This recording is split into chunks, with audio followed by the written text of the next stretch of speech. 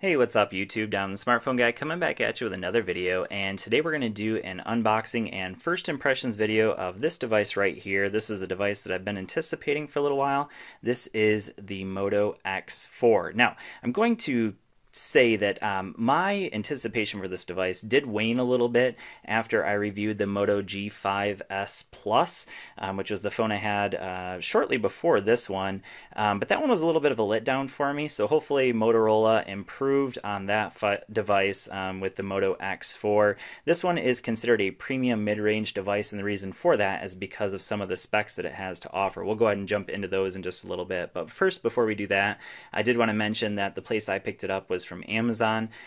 There is definitely, that's the cheapest place you can get it for $330. It is also available for $400 at a bunch of other retailers, including directly from Motorola, where you can get the Android One version.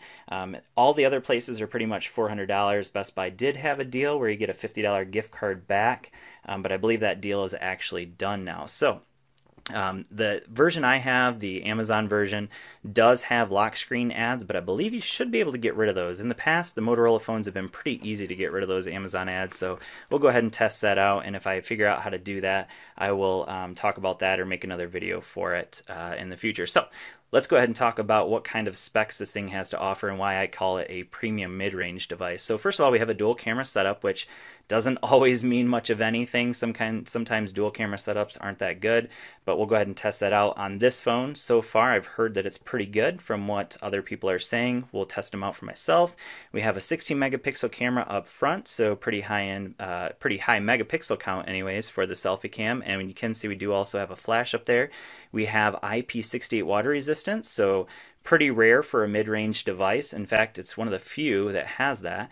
We have a Snapdragon 630 processor. That's an octa-core processor, so in my experience, that 625, 626, and hopefully the 630 has great battery life, so I'm anticipating this one also having that. We have a 3000 milliamp hour battery, so on the smallish side, but again, with that processor, I'm anticipating some pretty decent battery life, and you can see that we do also have turbo power built in. It does come with a turbo power brick, which we'll take a look at in a little bit. And then we have the Moto Experience. So in my opinion, there are basically two devices that or at least two softwares that I prefer, and that would be Moto and then the OnePlus software in terms of Android devices. So let's go ahead and slide that off to the side. So that's a thumbs up for Motorola. I really like their software. Now, they haven't been as good about updating, so if you want regular updates, you may want to consider getting the Android One version of this device. So slap that stuff off to the side so you can see that we do get the turbo power brick, so you should get some really fast charging. We'll test that out.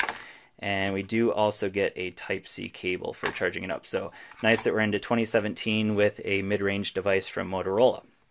So let's go ahead and talk about this device. You can see I've already got some fingerprints on it already, but you can see we have a very premium back to it. So this is a glass back. I'm not exactly sure what kind of Gorilla Glass it has, but it does have Corning Gorilla Glass on the back, so should be somewhat scratch resistant, but as you've seen from some other glass back phones, they can be somewhat prone to getting scratches, but you can see that this one does look very premium, at least right out of the box anyways. So you can see our dual camera setup here. Now, one thing that's cool about this setup again is that we have a wide angle, and we do also have the ability to do the portrait mode. You can see our dual flash there. Now, there is a little bit of a camera hump, so if you set it directly onto something, you might want to have something to protect that, maybe a case. I'll be reviewing some cases for this, but you can see we have an aluminum side. So all the sides are aluminum, so that's nice. We have our Type-C, and we do have a headphone jack, and we have some antenna bands there. Up on the top, just another antenna band. We have a microphone, and then we have our SIM tool or SIM tray there. Now that does also double as a micro SD expansion slot there as well.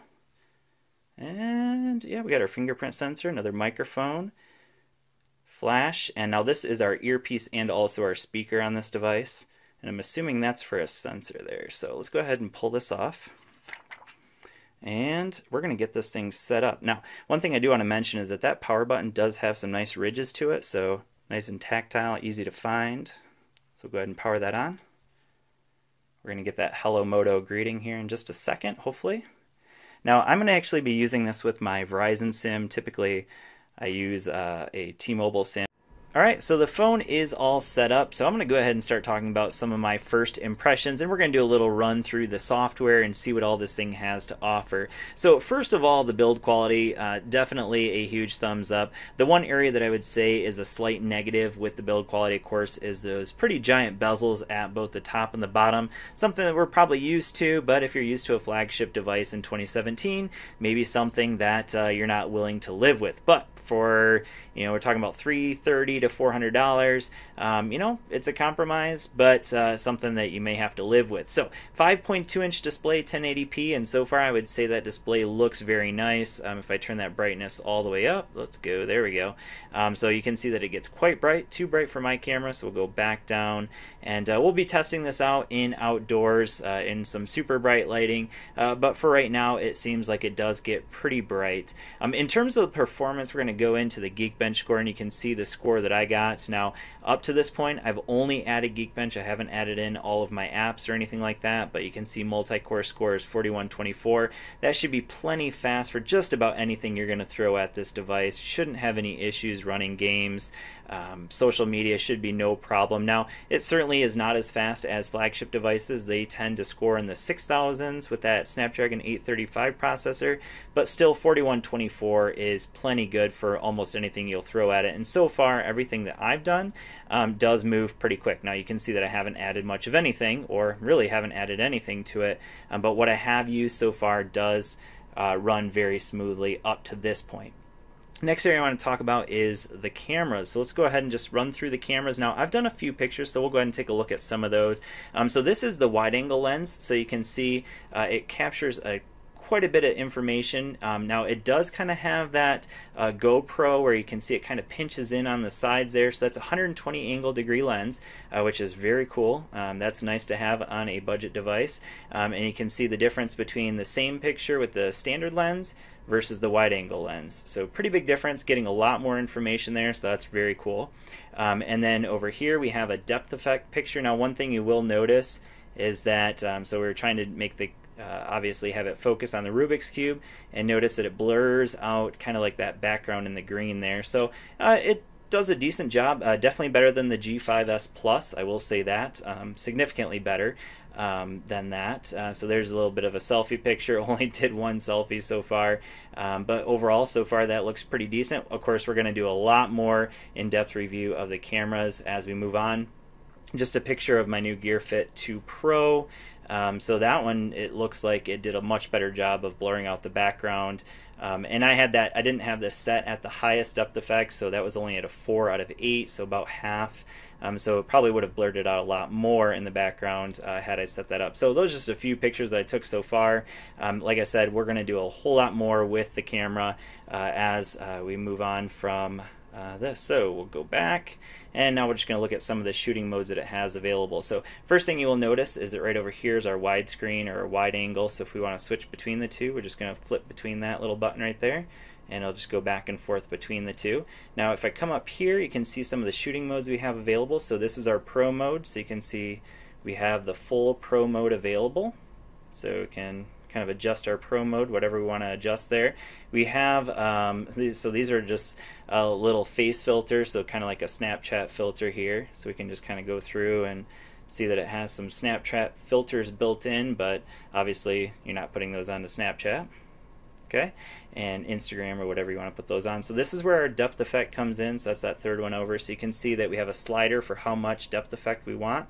We can go all the way down here to 1 and all the way up to, I guess, 7. So I said 8 earlier. So I had the pictures that I showed you earlier were at 4. Okay, and then we have here, so this is our panorama, so panorama mode. And then we have this one. I'm not really certain on what this one's doing, so I'll have to do more investigation with this, but this is spot color. So what I notice is that when I do it, it seems to, okay, so it's spotting that color. And now it looks like it kind of puts everything out in grayscale, so I'm not exactly sure if that's what it's doing, but it kind of appears as though that's what it's doing.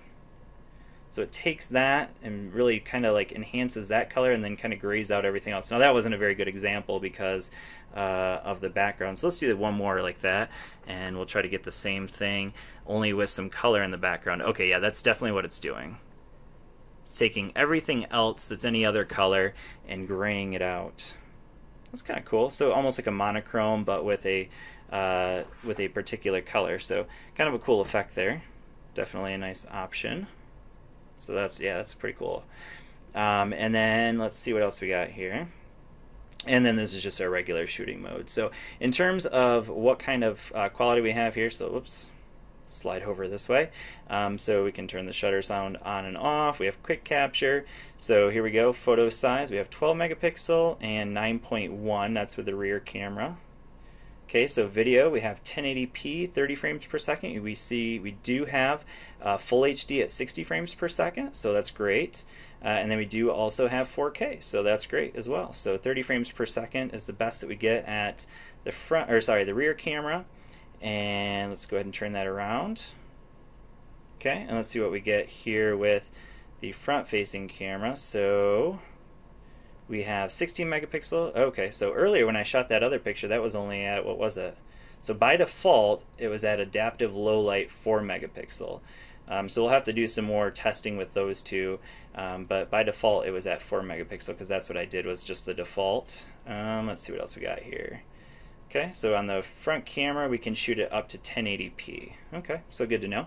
Alright, so that's the camera, just a quick rundown of the cameras.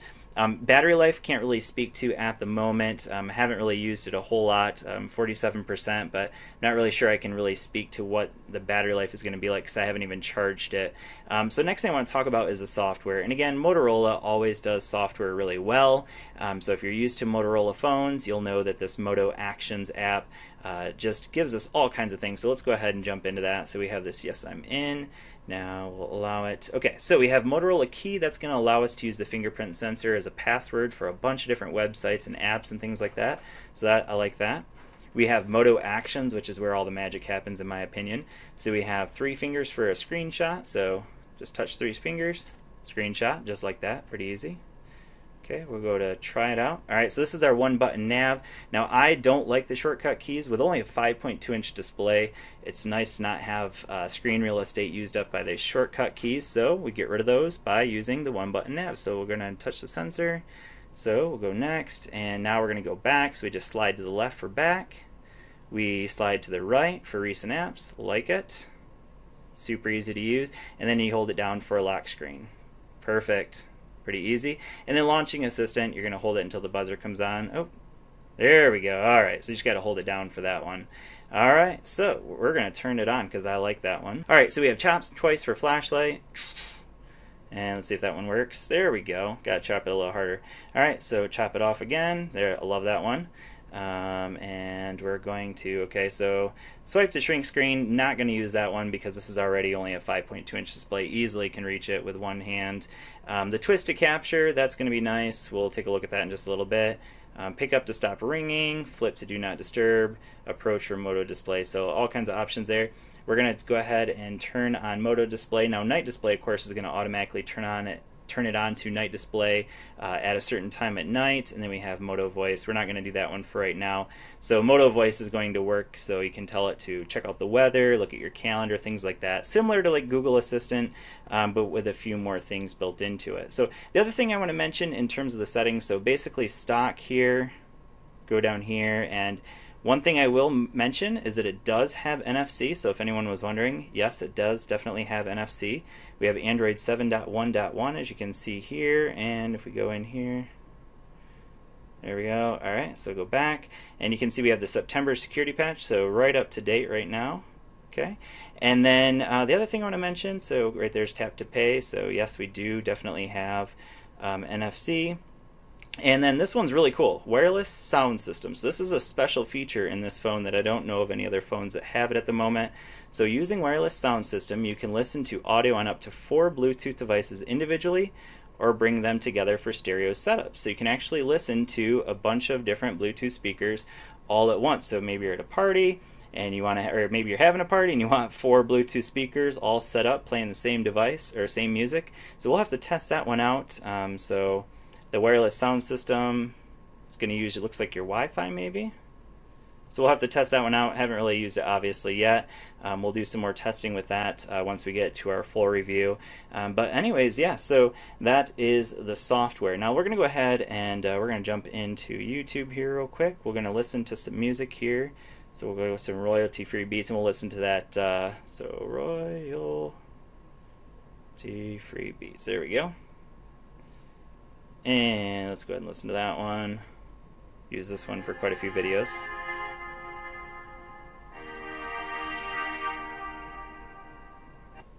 Crank it. So obviously front facing here. Cover that up and you get pretty much nothing. Okay, not real loud. Definitely not real loud. Okay, yeah, it's not super loud, but it is nice that it's at least front facing, so that's a good option. But it's definitely not the loudest speaker. Also not super bassy either, so if you're looking for a nice bassy speaker, I definitely wouldn't say this is it.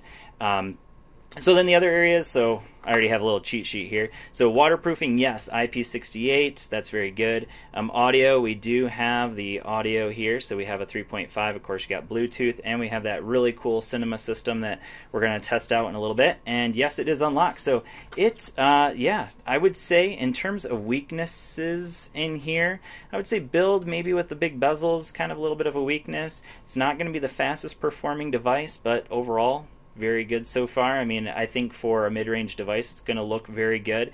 Cameras, that's to be determined, and battery life, another one to be determined. But everything else really kind of, this is definitely a very good mid-range device. So this is the Motorola X4. If you have any questions, go ahead and leave them down in the comment section. Again, link will be down in the description if you're interested in picking this up. Thanks for watching, and I will see you all in the next video. Peace.